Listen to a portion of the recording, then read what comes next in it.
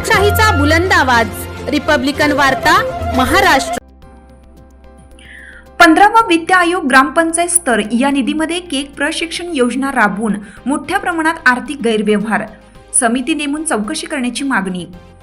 लातूर जिल्ह्यातील केंद्र सरकारच्या 15व्या वित्त आयोगातून ग्रामपंचायत स्तरावर निधी उपलब्ध करून देते। सदर निधी हा खर्च करण्यासाठी ग्रामपंचायत स्तरावर वार्षिक पंचवार्षिक आराखडे तयार केले जातात। त्या आराखड्यानुसार 60% निधी हा बंदित व 40% निधी हा अबंदित या पद्धतीने खर्च करायचा असतो।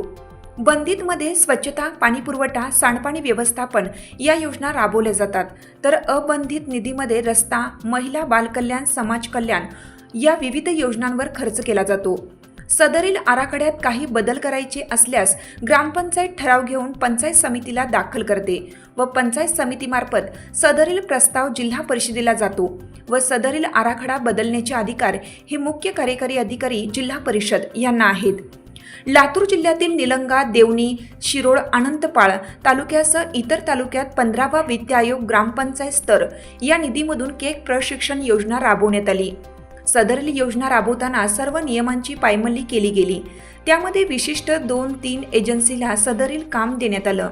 सदरील काम देताना सदरील प्रशिक्षण हे कमीत कमी महिनाभर देणे बंधनकारक असताना फक्त 2 तास सदरील प्रशिक्षण दिलं गेलं आहे। तसेच सदरील प्रशिक्षण देताना वयोमर्यादा ठेवली गेली नाही। 60 वर्ष, 70 वर्ष, 80 वर्ष अशा वयस्कर महिलांना सुद्धा केक प्रशिक्षण दिले गेले असे दाखवण्यात आलेले आहे। तर काही ठिकाणी मयत महिलांना सुद्धा केक प्रशिक्षण प्रमाणपत्र त्यांच्या नावाने काढण्यात आलेलं आहे। सदरील एजन्सीला काम देताना कोणतीही निविदा प्रक्रिया केली गेली नाही।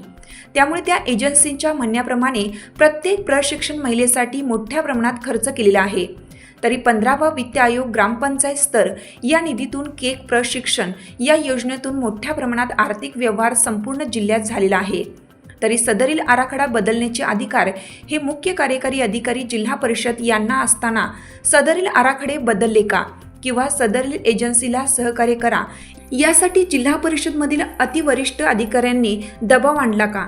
सदरील आर्थिक गैरव्यवहार हा जिल्हा परिषदमधील अधिकारी यांच्या सहकार्याशिवाय होऊ शकत नाही असा आरोप निवेदनकर्त्यांनी केला आहे।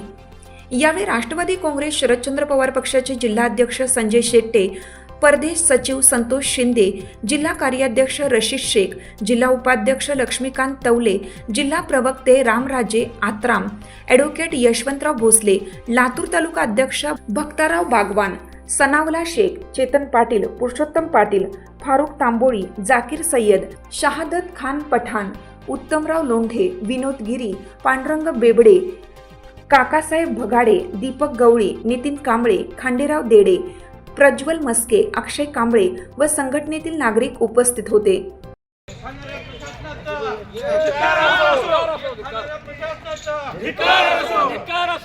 केक घोटाळा चौकशी झालीच पाहिजे। केक घोटाळ्याची चौकशी झालीच पाहिजे। केक घोटाळ्याची चौकशी झालीच पाहिजे।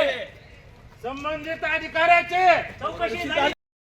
भ्रष्टाधिकाऱ्यावर कारवाई झालीच पाहिजे। भ्रष्टाधिकाऱ्यावर कारवाई झालीच पाहिजे। शरदचंद्र पवार पक्षाचा विजय असो। राष्ट्रवादी काँग्रेस शरदचंद्र पवार पक्षाचा विजय असो। राष्ट्रवादी काँग्रेस शरदचंद्र पवार पक्षाचा विजय असो। केक घोटाळ्याची चौकशी झालीच पाहिजे। केक घोटाळ्याची चौकशी झालीच पाहिजे। भ्रष्टाधिकाऱ्यावर कारवाई झालीच पाहिजे। भ्रष्टाधिकाऱ्यावर कारवाई झालीच पाहिजे। राष्ट्रवादी काँग्रेस शरदचंद्र पवार पक्षाचा विजय असो। कशा प्रकारचा भ्रष्टाचार झालाय काय सांगाल आपण? आज जो आम्ही राष्ट्रवादी काँग्रेस शरदचंद्रजी पवार साहेबांच्या पक्षातर्फे जो आज जिल्हा परिषदमध्ये आम्ही सर्व शिष्टमंडळ मोर्चा घेऊन या ठिकाणी जो आले आहे, जिल्ह्यामध्ये जिल्हा परिषदमार्फत खूप मोठ्या प्रमाणात भ्रष्टाचार सध्या सुरू आहे। त्या आत्ता सध्याच जो आत्ताच आमच्या सहकारी तवले साहेबांनी जो सांगितला तो एक केक घोटाळा ग्रामपंचायतच्या जो वित्त आयोगाच्या निधी संदर्भातला आहे, पण त्याच्यापेक्षा मोठा घोटाळा या ठिकाणी बांधकाम विभागामध्ये लातूर जिल्हा परिषदमध्ये होत आहे। या ठिकाणचे जे लोकप्रतिनिधी आहेत आमदार, त्यांच्या सांगण्यानुसार बेकायदेशीररित्या टेंडर मॅनेज करून देऊन खूप मोठा भ्रष्टाचार, जे की ई टेंडर शासनानं काढलं असताना ई टेंडरमध्ये एक साधं एक उदाहरण देतो मी तुम्हाला की उपअभियंत्याचे डिस्टन्स प्रमाणपत्र अगोदर घ्यावं आणि ते अपलोड करावं. मग हेच ई टेंडरच्या नियमामध्ये कुठेही बसत नाही, ज्यामुळं की हा ई टेंडरचा उद्देशच विफल होतो. कारण टेंडर कोण भरणार आहेत हे उघड होतं. शासन कशासाठी केलं? शासनाचा फायदा व्हावा, ई टेंडरिंगच्या माध्यमातून जास्तीत जास्त लोकांची स्पर्धा होऊन कामं दर्जेदार व्हावे ह्याच्यासाठी केलेलं आहे. पण ठराविक लोकांना कॉन्ट्रॅक्टर देण्यासाठी लोकप्रतिनिधीचं ऐकून ह्याच्यासाठी ह्यांनी खूप मोठा बांधकाम विभागात भ्रष्टाचार केला. सगळ्या अख्ख्या जिल्ह्यामध्ये ही अवस्था आहे. सगळे आमदार बेकायदेशीररित्या टेंडर क्लब केले जातात. शासनाच्या कुठल्याही जी आरमध्ये क्लब सगळे कामं एकत्र करावं आणि निविदा एकत्र करावं असं कुठंही नाही.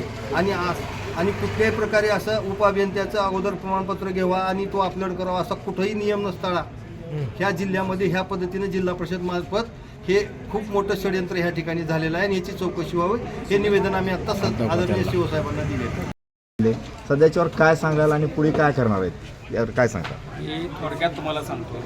आत्ताच आमचे प्रदेशचे सरचिटणीस संतोष शिंदे आणि जिल्ह्याचे उपाध्यक्ष लक्ष्मीकांत कवले यांनी डिटेल तुम्हाला ह्या गोष्टी सांगितलेल्या आहेत. मी थोडक्यात एवढंच तुम्हाला सांगतो की आपल्या जिल्हा परिषदमध्ये प्रशासकीय काळ असल्यामुळं प्रशासकीय यंत्रणा सगळी जिल्हा परिषद यंत्रणा प्रशासनाच्या ताब्यात असल्यामुळं इथे भ्रष्टाचार आणि अनागोंदीचा कारभाराचा कळस या ठिकाणी जिल्हा परिषदेनं गाठलेला आहे.